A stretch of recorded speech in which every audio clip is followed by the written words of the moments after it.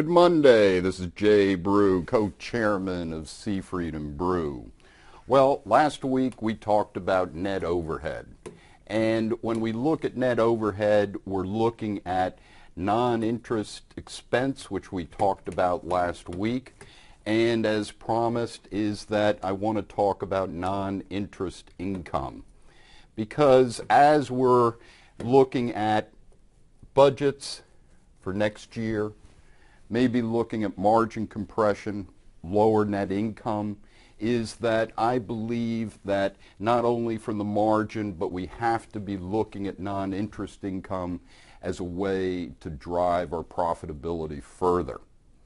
And so what bankers sit there and say, well, how do I get my non-interest income up? How do I get that non-interest expense down? Well, the answer is you go to the banks that are doing it in the most incredible way. The high-performing non-interest income, non-interest expense banks, and you ask them how they're doing it. But it always comes back, well, Jay, what ideas do you have? Well, once again, I go to the numbers. And here, the red line is the national benchmark group.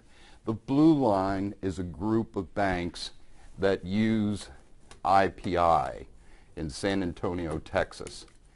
Look at this from the standpoint of 1.49%. Put this into your income statement, and what kind of impact does it have by getting it to 1.49% of assets? And the answer is that these are the banks that work with IPI.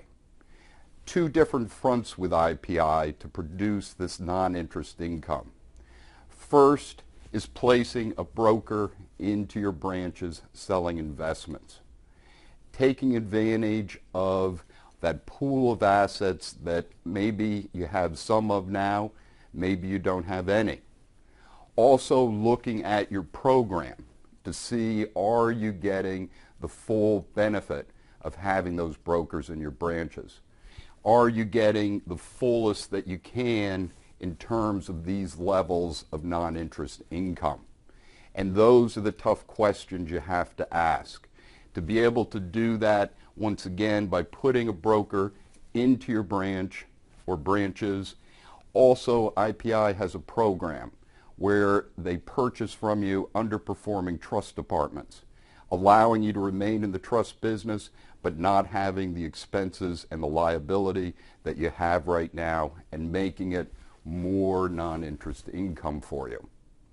But a lot of banks that haven't put a broker into their branches and have an investment program sit there and say, well, are they going to take deposits away from us? Well, we took the same group of IPI clients, and what we did is that we looked at their level of cash type deposits. And this to me is truly amazing, is that they actually garnered more cash type deposits than what the national benchmark did. And it's a growing amount over time. So that would suggest that by having a non-deposit program in your bank actually can bring in more cash type deposits. And isn't that what makes the world go round? So when we look at it, contact IPI, contact Jay McAnally. His number is right here, 210-483-5073. Make your non-interest income happen. This is Jay Brew, co-chairman of Seafried and Brew. Have a great week.